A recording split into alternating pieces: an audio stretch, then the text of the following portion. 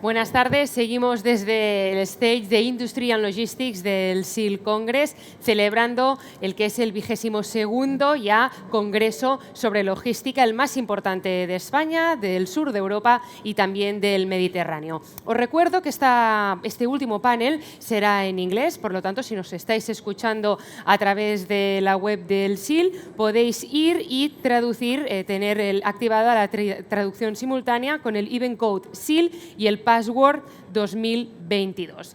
Ahora sí, let's move to the last panel of this first day of the SEAL Congress, and we return to field of the health care. We have previously analyzed the impact of digitization on the hospital supply chain, and now we focus on the pharmaceutical industry. We talk about pharma talent and technology challenges in global supply chains, and for this, we have Miquel Serracanta, Board of Directors of Council of Supply Chain Management Professionals. Thank you, Miquel, for joining us today. Thank you very much. So, thank you. It's my pleasure to be here together with Mark here in the stage. We are going to have a connection with the US. Laura Cesare is there. I'm going to introduce her, and he will be joining via video. Good morning, Laura. Good morning. Good morning. So Laura is the founder and CEO of Supply Chain Insights and the author of popular enterprise software blog, Supply Chain Shaman. She has over 20 years of experience as a research analyst with Gartner, MIR Research, Altimeter Group, and his own firm. As an analyst, she has worked with over 600 companies on building successful supply chain strategies and speaking at conferences like this one all over the globe.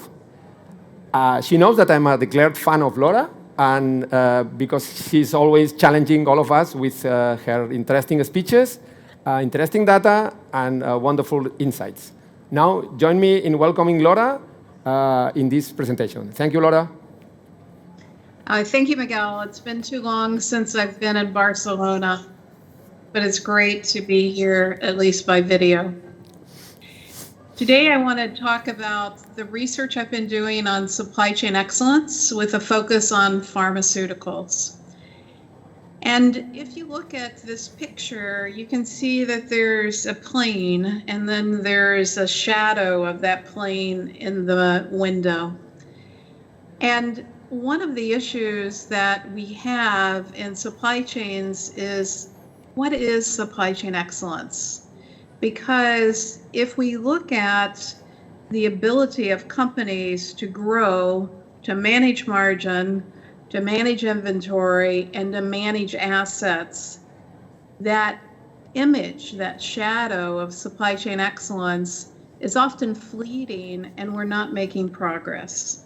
And the reason we're not making progress is that we throw the supply chain out of balance, unable to drive higher market capitalization and book value because we focus on functional metrics like manufacturing or transportation or procurement, but not really look at holistic metrics.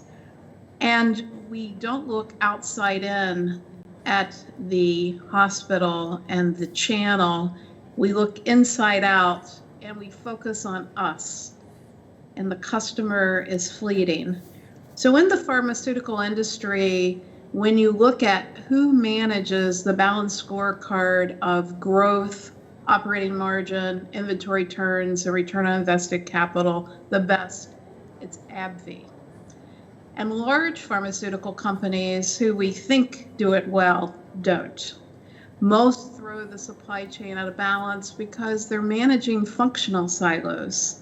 And they're looking backwards, not forwards. And they're not thinking about, how do I redesign supply chain processes outside in with a focus on wellness, not necessarily a focus on historic processes which focus on efficient sickness. How do I sense? How do I respond? And then how do I get my organization to realize that the historic practices of supply chain are not sufficient because they are sending us back like a salmon swimming back in the stream. So you might say, well, this crazy woman from the United States, why does she say this? Why does she say that historic practices are not sufficient? Let's start with inventory. If you look at inventory over time by industry sector, today the pharmaceutical industry holds 36 more days of inventory than at the start of the Great Recession in 2007. Now, there's a lot of writing around resilience and around inventory in the pandemic, and we learned a lot in the pandemic, but most people don't realize that inventory levels were not the issue. The issue was, did I have the right inventory in the right place?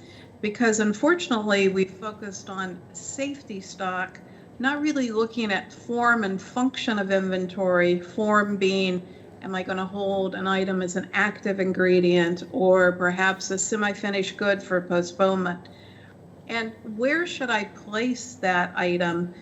The higher the demand variability and the need for responsiveness, the more I need to pull inventory. So when companies only focus on safety stock, they miss key elements like the growth and in-transit inventory, or they miss the issues that we have with the need to actually design inventory strategies.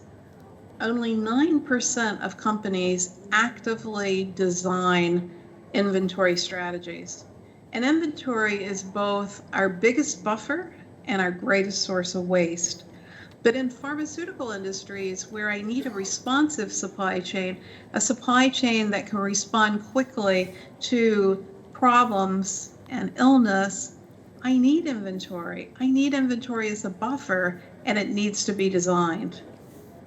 In my research, I know of no pharmaceutical company that does a good job of managing form and function of inventory.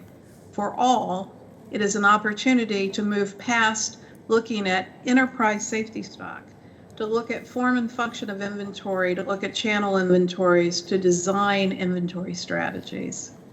So when I talk about supply chain excellence, I believe excellence is measured by a balanced scorecard, and that the supply chain is a complex, non-linear system that is constantly needing to be balanced for growth and profitability, margin, cycles, inventory turns, not cash to cash, because unfortunately, we made cash to cash look good by elongating payables, and the management of complexity, which I measure return on invested capital.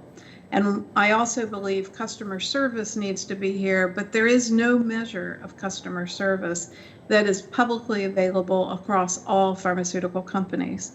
So when I look at pharmaceutical companies, no company met this goal of balance in the period of 2012 to 2021. And the prior 2 years, AbbVie is the only company in pharmaceuticals that met the challenge. So I'm going to ask you to learn from the past, to unlearn, to build better. And I'm going to challenge you to think about demand and supply volatility very differently. Companies that are driving progress post-pandemic are building supply chain planning master data layers where we're looking at the variation in lead time, the variation in conversion rates, the variation in quality, and we're using this variation as an input into planning systems, not just running planning systems based upon the factors that were assumed when they were put in. And they're looking at supply chain visibility, not in silly deployments of control towers, but things like authoritative identifiers and looking at proactive alerting through rules-based ontologies and cognitive computing, and upping the ante to be able to look at outside-in processes to be able to drive bidirectional orchestration. And bidirectional orchestration is the ability to make choices across source, make, and deliver at the tactical horizon outside of lead time and within the lead time horizon. And most companies don't have the ability to do this because only a third of companies have what-if analysis. And they're too tethered to transactional data, not able to use market data. Now, cross-functional alignment is a major issue. Companies that are more aligned tend to do better on the balanced scorecard. Of the 28 industry sectors I study, alignment is an issue in pharmaceuticals. It is the 26th of the 28 industry sectors. So the most balanced are companies that are smaller and B2B technology. The least balanced are pharmaceutical, automotive, and contract manufacturing. And the issue is that these companies are very large and they lack a clear definition of supply chain excellence. And when that definition of supply chain excellence is focused on cost, then the supply chain is thrown out of balance. The other major issue is that the executive understanding of the supply chain is growing through the pandemic, but the understanding of the supply chain as a complex nonlinear system is not there. So when I talk about only 9% of companies design the supply chain, we throw these words around like, we're making waffles or pancakes or omelets. We throw them into the air. I want to have a supply chain that's agile and responsive and proactive and resilient and one that works well. However, these outcomes are very different and need to be designed. And I would say that most companies by default have only delivered a supply chain that can be efficient, the lowest cost per unit. The agile supply chain for those items that have very high demand and supply variability need design, particularly on inventory buffers. Most supply chains in pharmaceuticals need to be responsive with very short cycles, and we need to focus on the ability for the response. But process latency, the ability of an organization to make a decision, has increased 3 times in pharmaceuticals because of the alignment issue. We need a supply chain that's proactive, that can sense and drive response, and one that's resilient, that allows us to absorb these risks and the variation and produce the same results. So when we look at pre-pandemic, which was March 2020, and we look at the current state, fewer companies feel that they're agile. So 5 is they're feeling like they're very agile. Half of the companies feel that they're as proactive as they need to be. 40% feel that they're less responsive. And most struggle with, they're not resilient and they're not working well. But what happened in the pandemic was we didn't turn to new forms of analytics and how we could drive holistic thinking. We became more reactive. We became more focused on how do we make orders versus designing the supply chain. So when you go back and you think about alignment in your organization, which I said pharmaceuticals is 26 out of 28 industry sectors that I study, you can see that the gaps between sales and operations are large, and they have been there over the decade. But what's new is the gap between manufacturing and procurement and the gap between finance and operations. And again, the companies that are the most aligned have the better chance of delivering on the balanced scorecard, have the better chance if they're doing what-if analysis to deliver on the success of the supply chain. Now, when we think about talent and we think about how well are our systems doing, most of our systems are designed for baby boomers. And the old folks like me feel pretty happy with the current supply chain. But our Gen X and our millennials and our Gen Y are less satisfied. They're less satisfied because they're unable to use the systems that they have today. They want systems that are easier to use. They want democratization of things like planning data. They want fewer meetings. They're less satisfied. And likewise, sales and operations planning effectiveness is declining. And this is particularly so in pharmaceuticals because of the alignment issue and also the fact that many people mistakenly have implemented IBP with tight integration to the budget versus looking outside into market data. So sales and operations planning, which is a process for managing constraints and inputs outside of lead times, is extremely important for the alignment of manufacturing and procurement. And if we don't plan, then we'll never be responsive.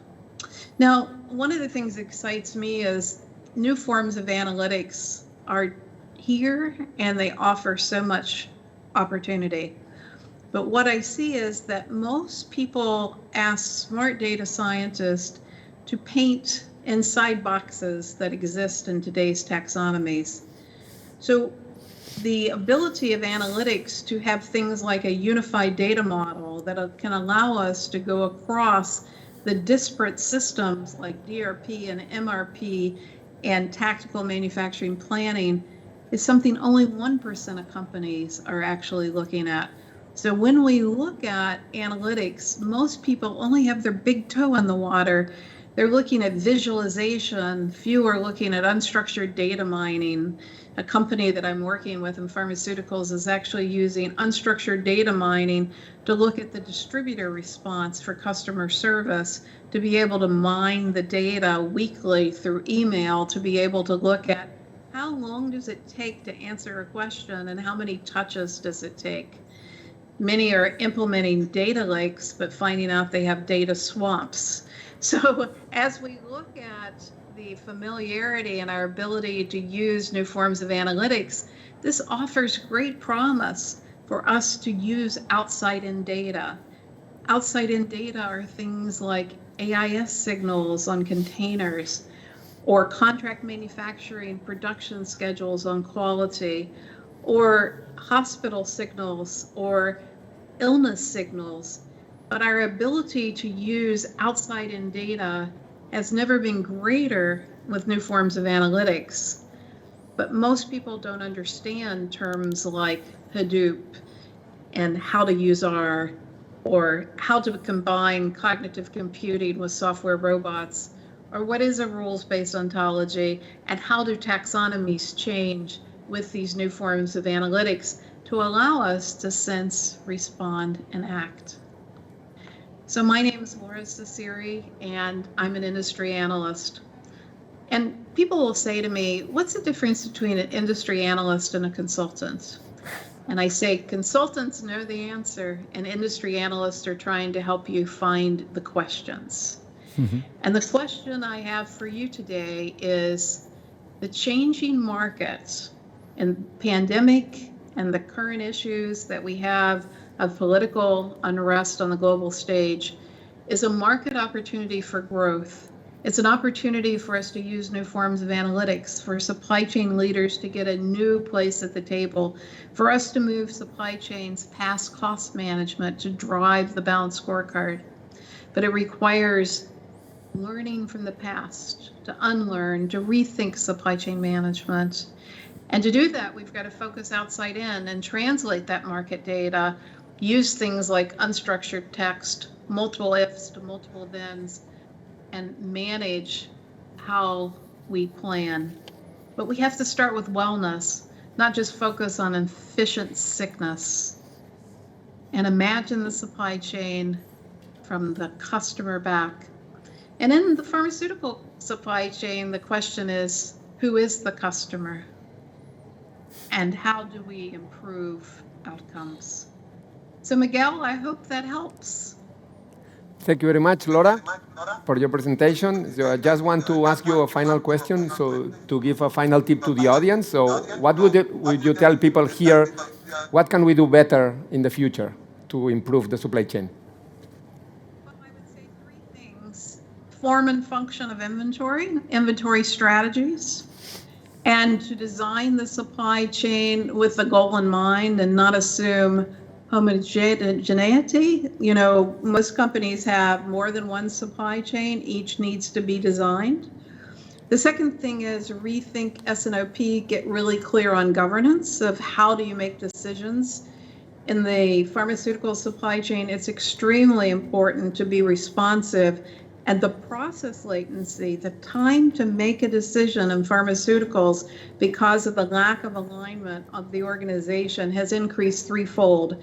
So get clear on what is supply chain excellence and really get careful that you can make clear decisions and that the governance is clear between the role of the global organization, the regional organization, the divisional organization, and question existing taxonomies of supply chain planning and execution, because outside-in data doesn't fit into those existing taxonomies very well. And to do that, we have to learn about new forms of analytics and question the outcomes. So I hope that helps. Thank you very much, Laura. It was our pleasure to welcome you here. A big round of applause for Laura. Thank you. Thank you. Bye, Laura. Thank you. Bueno, buenas tardes a todos. Vamos a seguir en castellano ahora. Marc, la verdad es que mi cerebro todavía está procesando todo lo que Laura es capaz de decir. Nos ha dicho muchas cosas. Lo que dice en 20 minutos es capaz de... Muy concentrado, ¿eh? Exacto. Con lo cual, bueno, primero, por favor, preséntate tú mismo y coméntanos un poco cómo lo has visto. Muy bien. Bueno, pues primero agradecerte la invitación a ti, a la organización. Mi background académico es licenciado en farmacia. Yo empecé trabajando en la industria en Boehringer Ingelheim, en su planta situada en el norte de Francia. Después estuve en Novartis y después me mudé al mundo de la consultoría y estuve trabajando en Accenture, 5 años de consultor dentro de la Business Unit de Supply Chain que justo acababan de estrenar. Allí pues completé mi formación académica haciendo un máster en Supply Chain en la Cranfield University de Londres. Y después me volví al mundo farmacéutico de la mano de Ferrer, donde sigo colaborando. Pasé por distintas responsabilidades y actualmente pues ocupo la responsabilidad de director corporativo de logística. Muy bien. Perfecto, Marc. ¿Y cómo has visto a Laura? ¿Con qué te has quedado así de entrada? Bueno, primero decirte que es una ponente excelente, ¿no? para enmarcar un poco la situación. Hombre, una de las cosas, quizá para empezar por algún punto, ¿no? el hecho de poner de manifiesto que el sector farmacéutico o hablando de excelencia en supply chain, pues tenemos un camino por recorrer importante, ¿no? Ya hemos visto parece que era la segunda slide que ha proyectado, ¿no? Que estábamos arriba de todo, ¿no? En niveles de stock. Y aquí esto, bueno, un poco el sector farmacéutico, yo creo que tiene la cadena de suministro, ¿no? El supply chain en un proceso de transformación, ¿no? Veníamos, quizá me remonto bastante en el tiempo, de trabajar, ¿no? Como un sector de amplios márgenes, ¿no? Esto empezó a cambiar, entramos en un nuevo paradigma y nos balanceamos quizá mucho a diseñar una supply chain muy orientada a costes, ¿no? Sin olvidar el tema de la calidad, ¿no? Porque estamos hablando de un producto donde la calidad es súper importante, y el tema también de la disponibilidad de producto. Pero diríamos que las eficiencias o los cambios que introducimos estaban muy orientados al tema costes, ¿no? Porque esto de los márgenes amplios de la industria farmacéutica, ¿no? Que a veces, bueno, hay mucha... está mucho a veces en el vox populi de la gente, es una industria que necesita trabajar con estos márgenes porque asume grandes riesgos, ¿no? En todos sus procesos de desarrollo, ¿no? Tú puedes iniciar 20 o 25 proyectos de desarrollo de producto, de los cuales con suerte conseguirás que lleguen al mercado 1 y si tienes mucha suerte 2, y has hecho una inversión descomunal de dinero y de tiempo, ¿no? Y necesitas estos márgenes pues, para compensar inmensa inversión en estos proyectos para poder pues, bueno, refinanciar proyectos de desarrollo de cara a futuro. Con lo cual, hay esta necesidad intrínseca de tener una supply chain muy ajustada en costes para poder mantener esos márgenes, ¿no? Y ya se han hecho cosas, ¿no? En ese sentido. También comentarte que hablamos del sector farmacéutico como si fuese un bloque homogéneo y en absoluto lo es, ¿vale? Dentro del sector farmacéutico tenemos realidades muy distintas con cadenas de suministros muy distintas. No tiene nada que ver la cadena de suministros de una farma innovadora, ¿no? O la de una farma del mundo de los genéricos, ¿no? Donde no ha asumido esos riesgos de inversión iniciales, ¿no? De proyectos de desarrollo, pero en cambio tiene una presión en precios bestial, ¿no? Y tiene también el tema de estar o no en el mercado. Existen alternativas. Si tú no estás en el mercado, al final el mercado se le va a llevar a otro. Cuando estás hablando de un producto innovador, con una molécula innovadora, esto no es exactamente así, ¿no? Las faltas de producto las podríamos enmarcar más en un ámbito de salud pública, ¿no? que de cuota de mercado. Y en esta incluso tenemos cadenas de suministro como la de los productos de las especialidades farmacéuticas publicitarias, ¿no? En las que salen los típicos antigripales, que salen anuncios en la televisión, que quizás están más cerca de lo que es el gran consumo, ¿no? Y, o sea, tenemos estas distintas situaciones, este distinto ecosistema. Pero todas estas, quizá, como lo que decía Laura, han estado muy balanceadas a esta eficiencia en costes, ¿no? Y nos queda camino por recorrer en lo que es la alineación de la cadena de suministro y esta gestión integral de la cadena de suministro. Yo que a mí lo que me sorprende más quizá, y un poco para compartir con la audiencia también, si lo pensamos cada uno desde el punto de vista de usuario, cuando vas a las 20.000 farmacias que hay en nuestro país, o sea, tú al final vas a la farmacia y si está el producto o lo pueden tener, te dicen, no lo tengo, pero pase usted en 3 horas que lo tendremos. Y tú dices, a ver, esto debe ser magia, porque no tienen algo aquí y ¿cómo lo van a entregar en 3 horas? Y cuando empiezas a pensar, debe tener alguien un inventario cerca de aquí, va a venir una furgoneta, lo va a traer, hay margen suficiente para pagar esto, con lo cual alguien lo paga, pero es muy rápido. O sea, desde el punto de vista de tú, el KPI que ves como indicador de cómo te sirven o cómo servís al mercado, el usuario lo ve como estratosférico, casi es mejor esto que es Amazon, ¿no? Realmente si lo piensas así. Claro, detrás, ¿qué indicadores o qué métricas, como decía Laura muy bien, holísticas, pueden o tienen que trabajar las compañías o cómo son los retos para que esto se pueda conseguir, ¿no, Omar? ¿Cómo estás viendo esta parte? A ver, yo te diría que aquí juegan 2 variables, ¿no?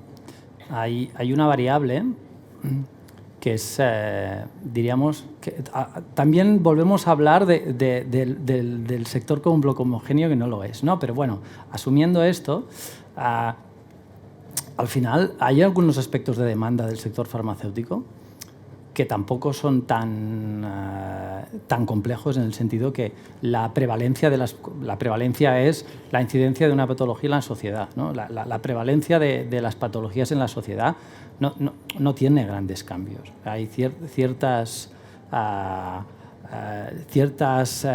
demanda asociada a ciertos productos no es tan variable ni es tan difícil de predecir. Otra cosa es cómo esté distribuido el stock, ¿vale? Entonces, aquí sí, por lo que comentas, ¿no? Te has hecho un zoom, ¿no? Lo que es la distribución de los medicamentos aquí en España, o podríamos por extensión a Europa, ¿no? Lo que permite esto es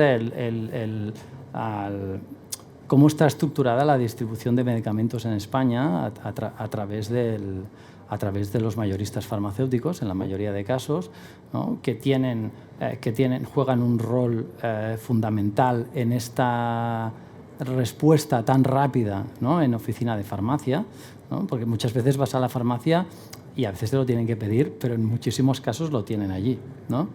Y lo tienen allí porque las farmacias pueden jugar con un vademecum súper amplio, pero un stock muy reducido de cada uno de ellos, porque trabajan con reposiciones de 2, 3 y hasta 4 veces al día, en función del número de mayoristas con el que trabajen, ¿no? Y este ecosistema, ¿no? de para ciertas patologías tener cierta facilidad para la previsión de la demanda, más es cómo está estructurada la distribución en España con los mayoristas farmacéuticos, es lo que permite ofrecer este tipo de servicio. Y aquí añadiría también la implantación territorial de las oficinas de farmacia. Todos, aparte de que vas a la oficina de farmacia y pides el medicamento y si no lo tienen por la mañana, lo tienen por la tarde, no tienes que caminar mucho si vives en una gran ciudad. No, está claro. Vale, centrémonos en el título ahora, porque el título decía, oye, tenemos retos en las cadenas de suministro globales, nos preocupa el tema de la relación entre el talento y la tecnología. Por lo que decía Laura, al final una cadena de suministro tiene que ser ágil, resiliente, proactiva, con respuesta rápida, que funcione bien. Todo esto muchas veces requiere visibilidad a nivel global, tú que estás manejando temas de logística global. Esta visibilidad muchas veces viene apoyada por la tecnología, que hay que pagarla y es cara, no solo el software, sino 1000 cosas. Cuéntanos un poco cómo ves tú los retos que tenemos a nivel tecnológico y cómo asociaríamos esta parte a la necesidad profesional del talento que tenemos.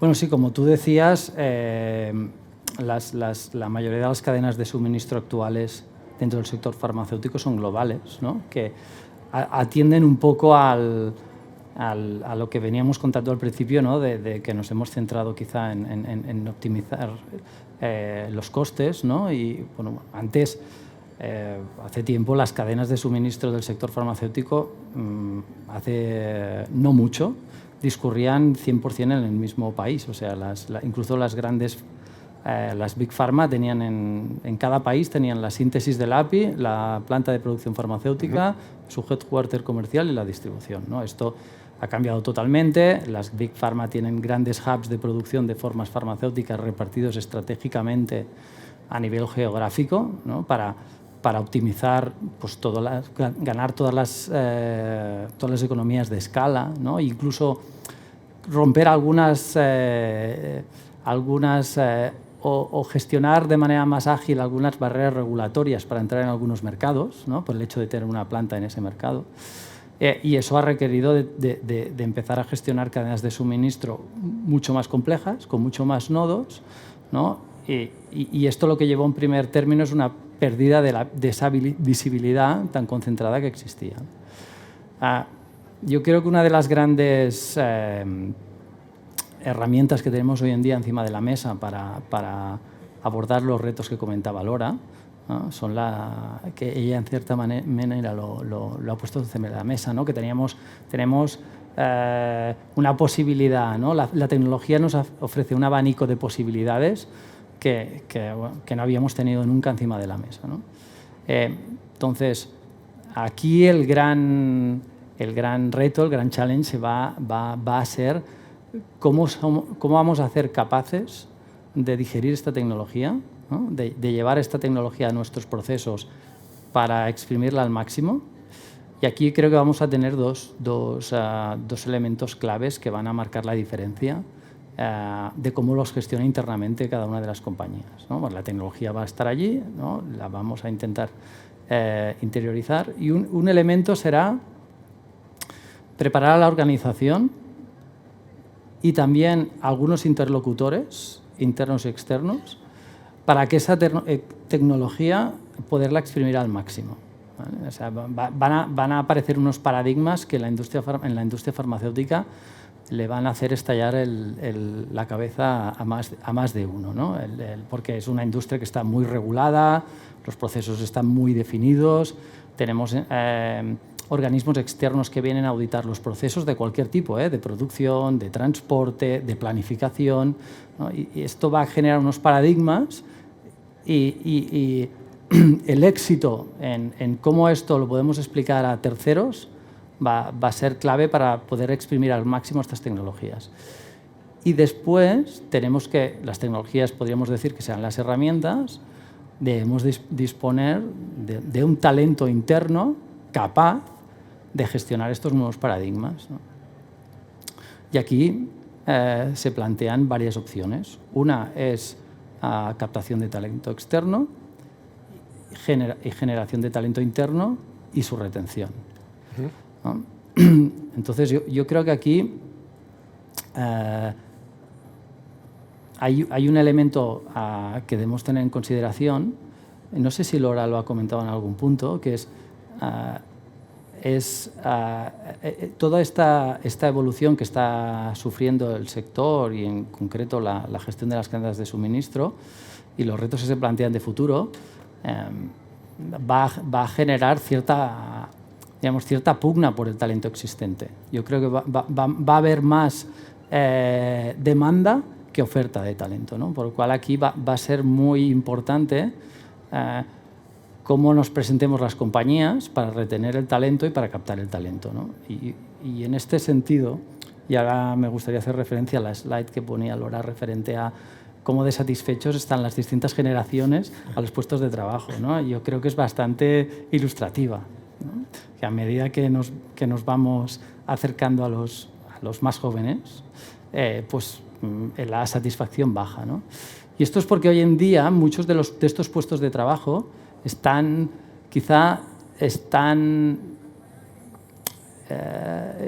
no suficientemente dotados o impregnados de propósito. Las generaciones jóvenes, aparte, evidentemente, de la remuneración, de la posición dentro de una organización, de la responsabilidad, del tipo de organización, yo creo que son generaciones para las cuales el propósito es muy importante, ¿no?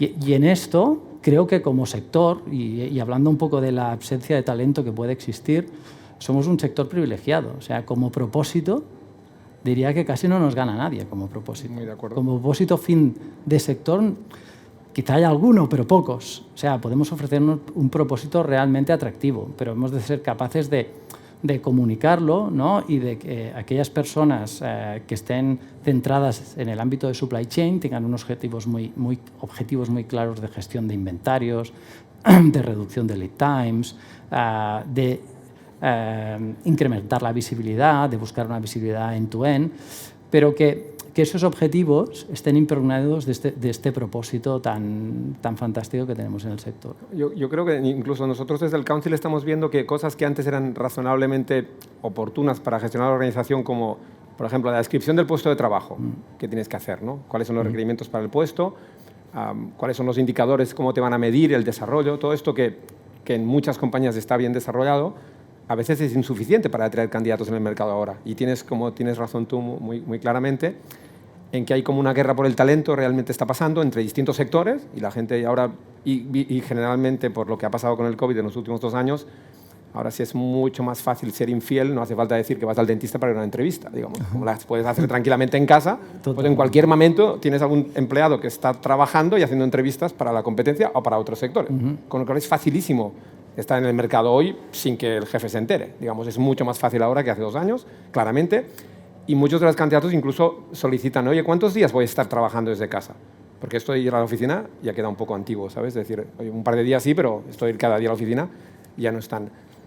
¿Cómo te parece que va a ser el futuro en estas nuevas generaciones que vienen aquí, que van a pedir o que intuyes? No, esto que dices formará parte del... esto que has dicho, yo creo que formará parte del basic package. O sea, si esto no lo pones encima de la mesa, yo creo que no vale, ¿no? No juegas. Yo creo que no habrá interés, ¿no? Este tipo de maneras de trabajar, yo decir que van a ser elementos básicos, ¿no? Y ahora me ha venido a la cabeza también un comentario que hacía Laura, relacionado con los sistemas, es decir, incluso las generaciones más jóvenes les parece anacrónico cómo se lanza un MRP en un RP de los que hemos estado usando hasta ahora, les parece anacrónico los sistemas de planificación que se utilizan, están acostumbrados a trabajar con dispositivos que son mucho más user-friendly, que son mucho más ágiles, que son mucho más intuitivos, que se centran en el análisis y no en el tratamiento de datos. Y entonces tenemos que saber hilvanar bien todas estas piezas, decir, oye, vente aquí, que tú vas a ser el protagonista de este cambio en nuestra casa. Y además vas a contribuir a este propósito que tenemos como compañía. Bueno, la verdad es que esto es súper atrayente. No sé si toda la audiencia que nos está escuchando ahora me parece muy interesante. No sé, Nuria, ¿cómo podemos hacer para si la gente quiere hacer preguntas o si alguien quiere levantar la mano? Estamos en un punto de que nos quedan unos 10-12 minutos. Pero si alguien nos quiere interrumpir, levantar la mano, cogeremos micros y si no, Marc y yo seguimos tranquilamente comentando. Vale. ¿Algún consejo que darías porque el sector farma, desde el punto de vista de otros sectores, a veces como es muy específico, también hay en el mercado la teoría de decir que si no has trabajado en farma, ir a farma es complicado, porque los de farma fichan gente de farma. No sé si tú estando en farma crees que es cierto o lo ha sido hasta ahora, pero es verdad que se ha abierto un poco la puerta, pero en general, en cuanto a talento, la gente piensa que no puede ir a farma si no es trabajado en farma. No, yo también he oído estos comentarios, los he vivido, Pero te diría que igual estamos en un momento en que esto puede ser más interesante que nunca. Por lo que decía antes de los paradigmas que van a crear las nuevas tecnologías. O sea, la gente que ha estado mucho tiempo, como es mi caso, en el sector,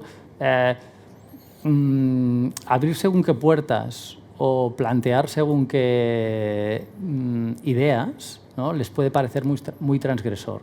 Pero en cierta manera es lo que se necesita ahora, ¿no? Las nuevas tecnologías van a permitir, cuando te decía esto de que mucha gente le va a estallar la cabeza, me refería a ámbitos que están muy centrados en el control, en la calidad, en la monitorización.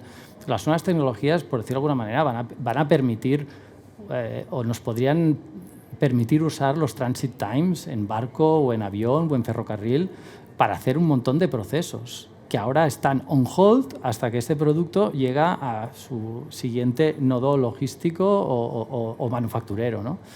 Esto, la nueva tecnología va a abrir una puerta aquí y vamos a necesitar que las organizaciones sean valientes y sean capaces también de convencer a los organismos reguladores de que podemos hacer las cosas de otra manera.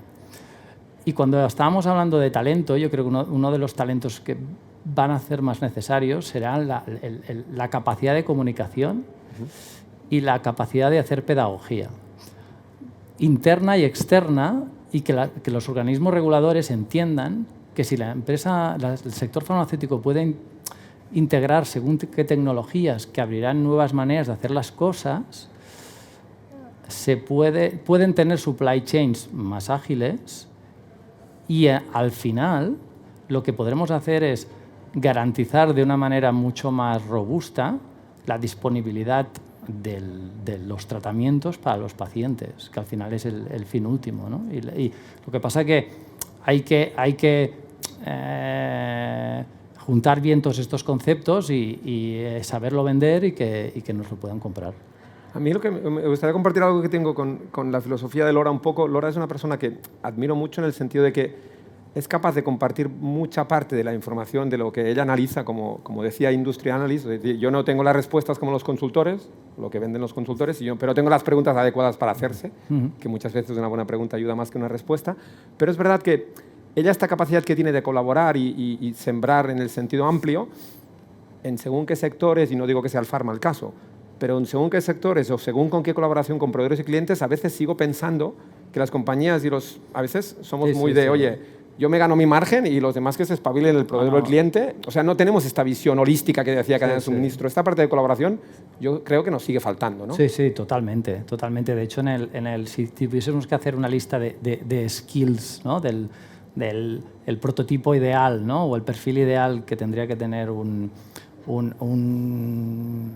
colaborador en el ámbito de supply chain o un responsable, el hecho de la colaboración tendría que jugar un papel muy importante, ¿no? Y por el tener muy claro y muy interiorizado que al final la gestión integral de la cadena de suministros va de colaboración y que al final ya no compiten empresas contra otras empresas, sino que compiten cadenas de suministro contra otras cadenas de suministro. Y si tú no eres capaz de establecer un ecosistema de colaboración, ¿no?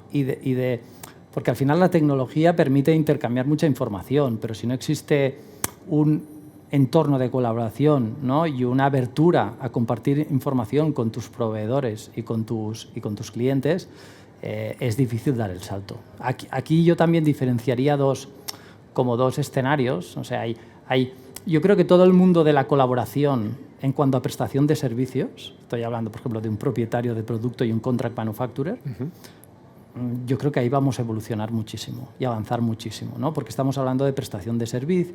Ahora, cuando estamos hablando de relaciones comerciales, no sé si iremos tan rápido. Bueno, muy bien. Miquel, no hay preguntas en la vía online, pero nos dicen bravo, o sea que están contentos. ¿Hay alguna pregunta aquí entre el público? ¿Sí? ¿Hay una? Aquí, por favor. ¿Cómo se adapta esta situación a una medicación especial para un paciente? O sea, todo lo que se está haciendo a nivel de que para esa enfermedad y para esa persona se logre un tipo de medicación, un tipo de tratamiento, ¿qué efecto va a tener en la cadena de suministro? Si vamos a creación de paquetes de medicamentos o de investigaciones para un individuo. Bueno, muy buena pregunta. Ya en algún momento del rato que hemos estado charlando, ya lo comentaba, o sea, que el mundo farmacéutico no es monolítico y existen muchas realidades, ¿no? A ver, en este sentido, hoy en día hay una tendencia o se están pudiendo poner a disposición de muchos pacientes medicaciones o tratamientos, ¿no?, que hace tiempo igual eran mucho más complejas de hacerlas llegar, ¿no? Yo creo que la tecnología en este sentido nos va a ayudar mucho, va a permitir alcanzar niveles de customización más altos de los que se han llegado hasta este momento, porque al final hay muchas empresas que están empezando a entender algunos de los conceptos con los que acababa Laura, ¿no? Que al final está el paciente, al final está en el caso del sector farmacéutico podemos hablar de paciente, ¿no? Y que hay que pensar las cosas desde su perspectiva, ¿no?